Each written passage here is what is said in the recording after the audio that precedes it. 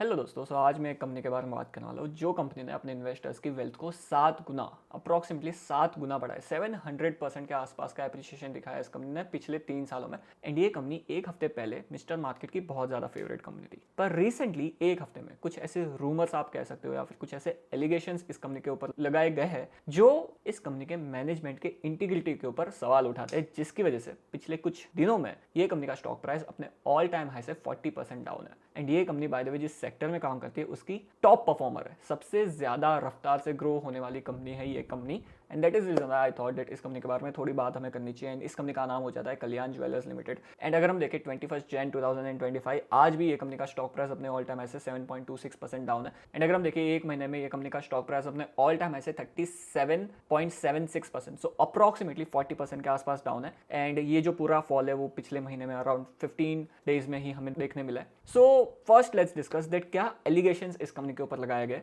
And management ने क्या response दिया है। सो 4 मेजर एलिगेशंस है एंड 5वां जो मैंने अभी थोड़ा सा रेड फ्लैग नोटिस किया जो मैं आपके साथ इस एपिसोड में शेयर करने वाला हूँ। एट द एंड हम डिस्कस करेंगे दैट अगर आप ये कंपनी में इन्वेस्टेड हो या फिर अगर आप इंटरेस्टेड हो ये कंपनी में इन्वेस्ट करने के लिए, सो आपको कैसे सोचना चाहिए एंड क्या आपको करना चाहिए। सो 4 में से जो पहला एलिगेशन है वही है दैट इस कंपनी में एक म्यूचुअल फंड हाउस जो बहुत ही बड़ा म्यूचुअल फंड हाउस हो जाता है इंडिया का, जिसका नाम है मोतीलाल ओसवाल, और ये कंपनी में मोतीलाल ओसवाल की होल्डिंग हो जाती है अराउंड 6.30%। सो कंपनी का 6.30% मोतीलाल ओसवाल ओन करता है अपने फंड के थ्रू, अपने सारे डिफरेंट फंड के थ्रू। एंड ऐसा एलिगेशन लगाया गया है दैट कल्याण ज्वेलर्स के मैनेजमेंट ने इस फंड हाउस को ब्राइब किया है अपने कंपनी में इन्वेस्ट करने के लिए इतना बड़ा पैसा, जिससे कंपनी का शेयर प्राइस आर्टिफिशियली एलिवेटेड हो जाए, जिसकी वजह से ज्यादा से ज्यादा इन्वेस्टर्स कंपनी में इन्वेस्ट करने लगे। So this is the first allegation. And इसके ऊपर मोतीलाल ओसवाल ने ऑलरेडी क्लैरिफिकेशन दे दिया है that Kalyan jewellers skyrocketed 9% after Motilal Oswal MC clarifies speculation on recent stock race,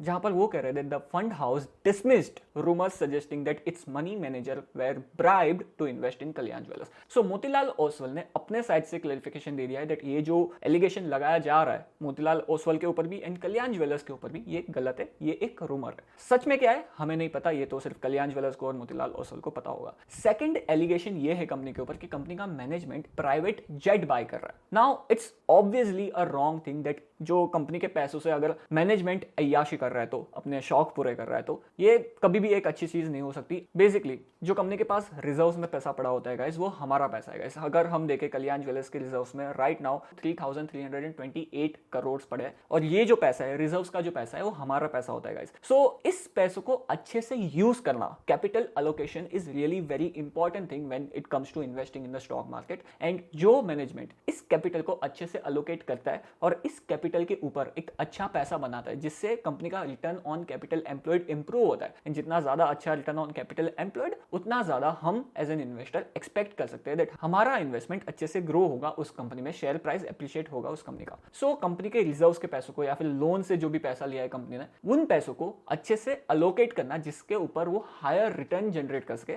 ये काम होता है कंपनी के मैनेजमेंट का। एंड अगर कंपनी का मैनेजमेंट प्लेन्स बाय कर रहा है, अपने पार्टीज थ्रोज कर रहा है, तो it's clearly not a good sign for investors. So ये भी एक रूमर एंड एलिगेशन लगाया गया है जिसके ऊपर कंपनी के मैनेजमेंट ने क्लैरिफिकेशन दिया है दैट हम कोई भी प्लेन या फिर प्राइवेट जेट बाय करने का नहीं सोच रहे। हमारे पास एक हेलीकॉप्टर है जिसको हम सेल करना नहीं चाहते, वो पहले लिया था उन्होंने, एंड एक प्लेन उनके पास था जो उन्होंने लास्ट 1 या 2 साल पहले बेच दिया था और उससे जो पैसा आया था दैट्स इट। सो कंपनी के मैनेजमेंट ने भी इस रूमर का या फिर इस एलिगेशन का क्लैरिफिकेशन देते हुए कहा है दैट हम कोई प्राइवेट जेट बाय करने के फिराक में नहीं है। द थर्ड एलिगेशन जो कल्याण ज्वेलर्स के ऊपर लगाया गया है वो ये है दैट कंपनी अपने इन्वेंटरीज को इन्फ्लेटेड दिखा रही है। क्यों? क्योंकि इन्वेस्टर्स को लगे कि आज कंपनी के पास बहुत सारी इन्वेंटरी है। कब इन्वेंटरी होती है कंपनी के पास? जब कंपनी अपने ग्रोथ के लिए बहुत ज्यादा बुलिश हो। सो बेसिकली इन्वेस्टर्स को अट्रैक्ट करने के लिए कंपनी ज्यादा इन्फ्लेटेड इन्वेंटरी दिखा रही है। इसके ऊपर भी मैनेजमेंट ने क्लैरिफिकेशन देते हुए ये कहा है दैट हमारी जो इन्वेंटरी है वो काफी सारी ऑडिट्स के बाद हम शेयर करते हैं इन्वेस्टर्स एंड एक्सचेंजेस के साथ।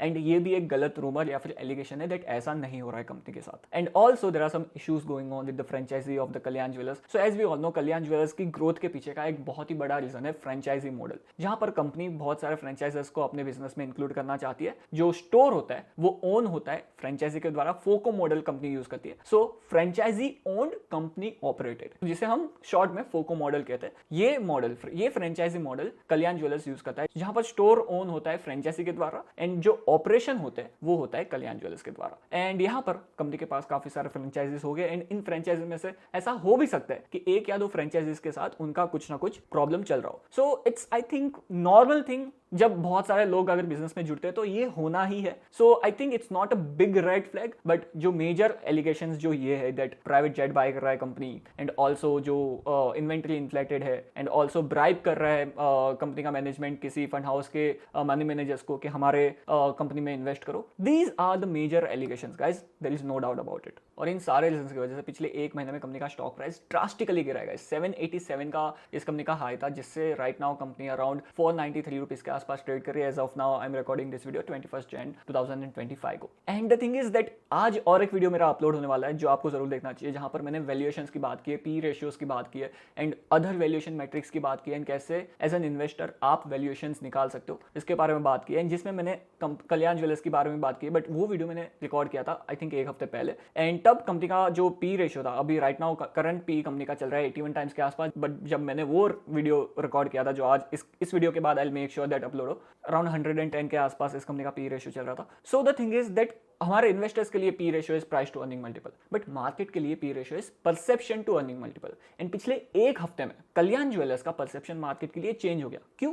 Because of all these allegations, जिसपे एक क्लैरिटी नहीं है अभी तक मार्केट को, एंड जिसकी वजह से कल्याण ज्वेलर्स के प्रति मार्केट का परसेप्शन पॉजिटिव से नेगेटिव हो गया, और कंपनी का जो पी रेशियो है वो डी रेट हो गया 81 टाइम्स के आसपास. एंड इसके ऊपर एक डिटेल डिस्कशन की है, but I just want that ये वीडियो आप पहले देख लो एंड देन ओनली आप वो वीडियो देखो. But the thing is that 81 times के आसपास कंपनी का पी रेशियो चल रहा है. एंड ऐसा एक और सिनेरियो हुआ था, अगर मैं आपको बताऊं, पॉलीकैब में, जहां पर पॉलीकैब का स्टॉक प्राइस एक ही दिन में अराउंड 5360 रुपीज के प्राइस से अराउंड 30% गिर गया था 3980 रुपीज के प्राइस. एंड यहां पर भी एक बहुत बड़ा एलिगेशन लगाया गया था कंपनी के ऊपर कि कंपनी के ऊपर बहुत सारा आईटी रेट्स पड़े, जिसकी वजह से कंपनी की कुछ 1200 करोड़ की टैक्स लायबिलिटी है कंपनी के ऊपर, जिसके ऊपर कंपनी ने क्लैरिफिकेशन दिया. एंड जैसे ही मार्केट को एक श्योरिटी मिली दैट जो एलिगेशन लगाया गया है वो एलिगेशन गलत है, या फिर उस एलिगेशन को टैकल करने के लिए कंपनी एक अच्छे स्टेप्स ले रही है, जैसे ही एक श्योरिटी मिली मार्केट को, वहां से कंपनी का स्टॉक प्राइस फिर से बढ़ के अराउंड राइट नाउ 6500 के लेवल्स पे ट्रेड कर रहा है. सो क्या पॉलीकैब में ऐसा जैसा हुआ था ऐसा सेम सिनेरियो कल्याण ज्वेलर्स के साथ हो रहा है, या फिर ये एक सीरियसली एक बहुत बड़े एलिगेशन है, एंड क्या कंपनी का स्टॉक प्राइस कहां जा सकते हैं, इसके बारे में आप सबके साथ में थोड़ी सी डिस्कशन करना चाहूंगा. बट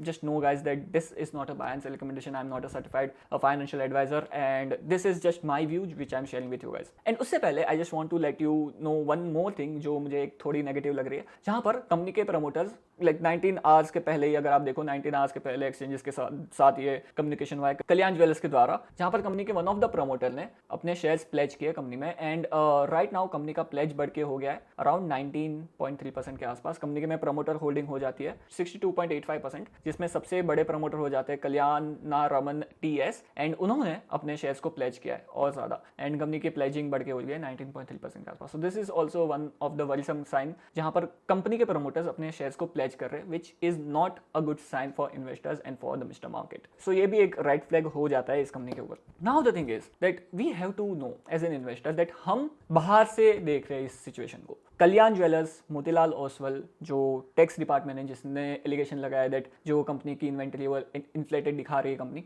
सो ये सारे अंदर के लोग हैं और इनको एक प्रॉपर इंफॉर्मेशन है दैट कंपनी में क्या हो रहा है एंड कंपनी के शेयर्स को बाय करना है या फिर सेल करना है. हम एक रिटेल इन्वेस्टर है गाइस, हमें एक्ट करना है इन लाइन विद जो हमारे पास इंफॉर्मेशन आ रही है उसके ऊपर. And one of the thing यहाँ पर कंपनी के प्रमोटर और ज्यादा अपने शेयर्स प्लेज कर रहे हैं, so it is a worrisome sign in this situation specially. So I don't know what's going on with the company, and हम इन्वेस्टर्स सिर्फ एक स्पेकुलेशन कर सकते हैं कि क्या हो रहा है, क्या कंपनी के प्रमोटर्स एक साफ क्लीन प्रमोटर है या फिर नहीं, ये हम सिर्फ एक अंदाजा लगा सकते हैं. बट सच में क्या हो रहा है कंपनी के साथ, we never know and we can not know जब तक ये सारी चीजें क्लैरिफाई नहीं हो जाती उसके पहले. So if you want to invest in this company, first of all don't invest right now. This would be my suggestion that गिरती नाइफ को अगर आप पकड़ने जाओगे तो आपका हाथ कटेगा. So just wait and watch कि आगे क्या अपडेट हो रहा है एंड क्या चल रहा है, कंपनी क्या किस तरह से क्लैरिफिकेशन दे रही है, आगे कैसे काम चल रहा है. एंड एक बार आपको भी एज एन इन्वेस्टर श्योरिटी आ जाए, आई नो दैट जैसे ही श्योरिटी आएगी ये कंपनी का स्टॉक प्राइस भाग जाएगा 10-15% ऊपर, आपको बाय करना पड़ेगा. बट अगर इसी तरह से कंपनी अपने आप को ग्रो कर रही है 40-45% की क्वार्टर ग्रोथ दिखा रही है, सो इवन दो अगर आप 10-5% ऊपर के प्राइस पे ये कंपनी के शेयर्स को बाय करोगे फिर भी आप एक अच्छा पैसा बना लोगे. बट हमें हमारे कैपिटल को प्रोटेक्ट करना है. अभी फिलहाल हमें हमें एज एन रिटेल इन्वेस्टर कोई भी क्लैरिटी नहीं है एंड कुछ भी हो सकता है कंपनी के साथ। हमने पास्ट ऐसे एक्सपीरियंस देखे जहां पर येस बैंक का स्टॉक प्राइस बहुत ज्यादा गिर गया because of the corporate governance issue, and ये हम दोहरा नहीं सकते, मार्केट में कुछ भी हो सकता है guys, and that is the reason why I would suggest that इस फॉलिंग नाइफ को पकड़ने की कोशिश राइट नाउ मत करो and just wait and watch. And अगर आप इस कंपनी में एक इन्वेस्टर हो, ऑलरेडी आपने इस कंपनी में इन्वेस्ट किया है लोअर प्राइस पे या फिर ऊपर के प्राइस में, आई वुड जस्ट से दैट अगर ये आपको रात को सोने नहीं दे रहा है एंड आपको बहुत ज्यादा टेंशन हो रही है कि यार ये क्या हो गया, मेरा कंपनी का स्टॉक प्राइस 40% डाउन है लाइक एक 15-20 दिनों में, एंड आप ये जो एंग्जाइटी है वो नहीं हैंडल कर पा रहे हो, so I would just say that calm mind के साथ सोचो कि क्या आपको करना है, क्योंकि मार्केट में ये सब होना ही guys, and that's why the diversification is the key. आप एक ही कंपनी में अपने सारा पैसा नहीं लगा सकते। सो अगर आपका एक बहुत बड़ा अलोकेशन है इस कंपनी में, then you are in a bit of trouble जब तक एक क्लैरिफिकेशन नहीं आता कंपनी के साथ एंड जो अपडेट्स है वो सच में नहीं दिखाई देते कंपनी में। बट अगर आई वुड से दैट आपको बहुत ज्यादा एंग्जाइटी हो रही है एंड अगर आपकी रातों की नींद जा रही है, so I would say that आपको इस कंपनी को एक काम दिमाग से सोचना चाहिए कि क्या करना चाहिए, because peace of mind is the most important thing. अगर कोई भी चीज आपको बहुत ज्यादा एंग्जाइटी दे रही है, आपको बहुत ज्यादा टेंशन दे रही है, उसे सॉल्व करना बहुत ज्यादा इंपॉर्टेंट हो जाता है गाइस। मैं as a personally I would say that I am not invested in this particular company and I will see, because इस कंपनी को नजरअंदाज भी नहीं कर सकते गाइस। 40-45% की ग्रोथ ये कंपनी दिखा रही है एंड कभी कभार जो इस तरह के सिचुएशन होते हैं वहां पर एक अच्छी इन्वेस्टमेंट अपॉर्चुनिटी इन्वेस्टर्स को मिलती है। I was not the investor in this company because इस कंपनी का पी रेशियो बहुत ज्यादा एलिवेटेड था। आई वॉज वेटिंग कि इस कंपनी का पी रेशियो, इस कंपनी का वैल्यूएशन नीचे आया और तब मुझे बाय करने का मौका मिला, एंड राइट नाउ कंपनी का वैल्यूएशन नीचे आया है, 81 टाइम्स के आसपास कंपनी का स्टॉक प्राइस ट्रेड कर रहा है। अगर हम पीईजी रेशियो देखें तो वो 0.46 टाइम्स के आसपास ट्रेड कर रहा है, जो एक अच्छा पीई हो जाता है इस कंपनी में इन्वेस्ट करने के लिए, बिकॉज जो ग्रोथ गाइडेंस है कंपनी का वो भी बहुत ज्यादा अच्छा है। इसके ऊपर डिटेल वीडियो मैंने बना के रखा है जिसकी लिंक आपको ऊपर कार्ड में और लाइक बटन के नीचे मिल जाएगी, you can check it out. पर